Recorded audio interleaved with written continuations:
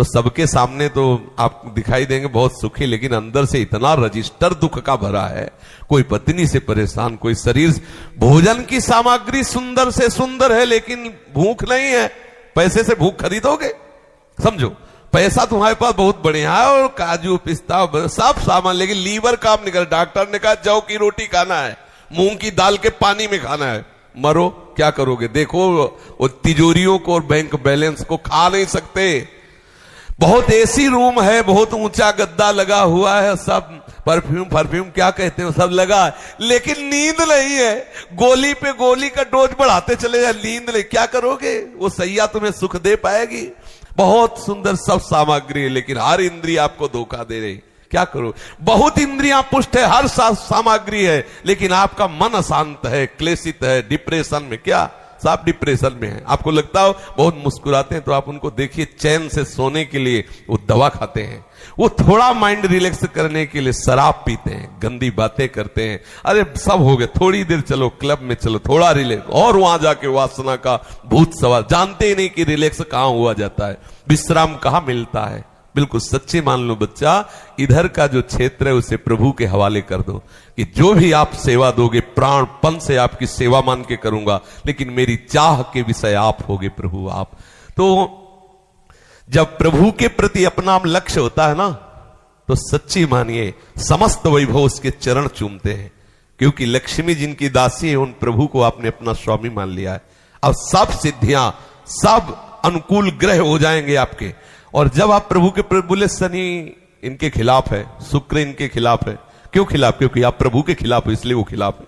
वो प्रभु के पार्षद हैं और प्रभु के अनुकूल हो जाओ, चाहे जिस जगह बैठे हो वो आपका मंगल ही करेंगे, या मंगल कर ही नहीं सकते। चाहे जिस ग्रह पे बैठे हो, वो आपको ज्योतिषाचार्य बता रहा हो कि 7.5 लगाए हो, हर काम आपका मंगल में बनेगा, क्योंकि वो शनि भगवान का सेवक है और आप भगवान के अनुकूल हो गए। तो वो वहां से जितना भी कुछ भेजेगा वो सब बीच में कृपा के फिल्टर करके आपके पास मंगल भेजेगी। भक्त के आसपास भगवत कृपा का घेरा होता है, तो बाहर से जो भी प्रकोप आता है उसके पूर्व कर्मानुसार वो कृपा का घेरा उसे फिल्टर करके अनुकूल करके भेज देता है, क्योंकि मंगल भवन का वो दास, अब कोई उसका मंगल नहीं कर सकता। हमारी चाह प्रभु से मिलन की हो, और प्रभु यदि आप राजी हैं कि ये नौकरी करो, ये व्यापार करो, तो आपकी मान कर करूंगा, आपकी। अब आप देखिए श्री सदन कसाई जी क्या बेचते हैं? फूलमाला? नहीं, मांस बेचते हैं। और जानते हो शास्त्र में उनको महान भक्त और उनका वर्णन हुआ, उनके जीवनी का वर्णन हुआ। क्यों वर्णन हुआ? वो चंदन पूजा, अगरबत्ती, फूल माला 1 किलो चाहिए कि 2 किलो चाहिए मांस, लेकिन किसके बन के? प्रभु के बन के। अपनी कुल परंपरा का व्यापार कर रहे हैं, लक्ष्य उनका प्रभु है। तो बड़े बड़े ज्ञानियों को भी उपदेश देने के सामर्थ्य उनमें। हमें इन चरित्रों को सुनकर समझना चाहिए। उनका लक्ष्य नहीं है संसार, लक्ष्य उनका परमात्मा है। अब सेवा है संसार की, हमारा क्या है?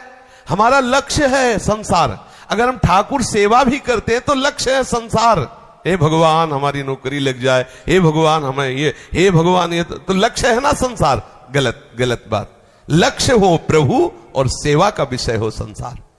मन वचन कर्म से सबको सुख पहुंचाने की चाह, और उसका फल मेरे स्वामी प्रसन्न हो।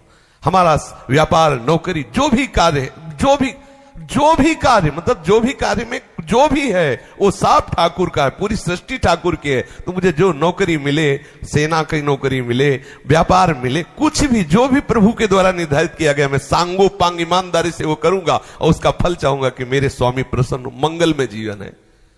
प्रभु के जो भरोसे है उसका जीवन दुख में नहीं हो सकता। पर होता क्या है, आज हम अगर प्रभु की भी सेवा करते हैं तो लक्ष्य हमारा संसार होता है। सुखमय जीवन व्यतीत करने के लिए सुख की आशा छोड़नी होती है। समझ रहे हो ना? ये सूत्र सबकी समझ में नहीं आएगा। सुखमय जीवन व्यतीत करने के लिए सुख की आशा छोड़नी होती है, और आशा प्रभु की करनी होती है। हो गया सुखमय जीवन। यहां सुखमय जीवन व्यतीत करने के लिए सुख की आशा से विषय लक्ष्य हो गया, तो आशा ही परमम दुखम। अल्यो खत्म। सुख के कहीं किंचन मात्र खोजने पर भी नहीं मिल रहा, दुख ही दुख, दुख ही दुख। कहां देखो कितना दुख है।